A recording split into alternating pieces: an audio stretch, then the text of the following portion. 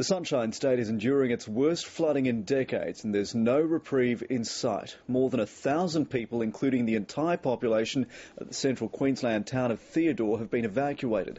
The emergency focus has now shifted to Bundaberg, where 40 homes are underwater, and residents in Emerald and the city of Rockhampton are on alert as water levels are expected to approach record highs within the next 2 days. George Roberts has more.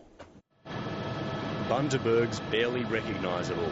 The Burnett River won't peak until midnight, but with this much water, some residents aren't sticking around.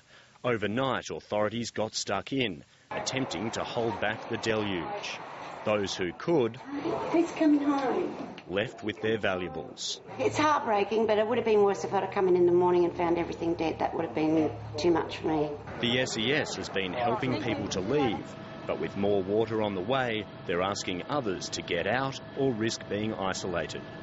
The Premier, Anna Bligh, has cut her holiday short and visited Bundaberg for a briefing. This flood is going to be potentially worse than anything in the living memory of most people in this region. Further inland, the floodwater moved into Theodore and its 300 residents moved out. A fleet of helicopters came in, taking the last of the locals and their pets to safety. We didn't ever think that it would come to this. Obviously we don't know how long it's going to be before they can come back. I do feel for them. Those who fled have set up a home at a mining camp in Mowra. It's the first time in the state's history an entire town's been evacuated. The flood crisis has prompted state and federal government action. Financial help is on the way. The Queensland Government has started the flood relief appeal with a $1 million donation. The Australian Government will match that donation with $1 million. Some economists tip the floods to put a $7 billion dent in Australia's economy. In the state's south, most of the water's gone from Dalby, but the damage is already done.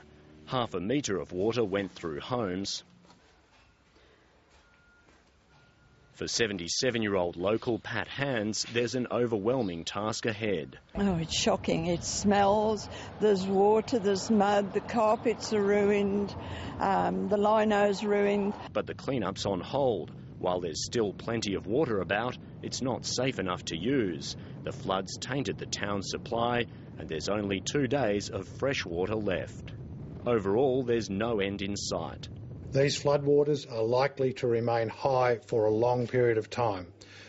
In some cases, that might be measured by weeks. For now, the water's moving on and into more towns that are preparing for the worst. George Roberts, ABC News.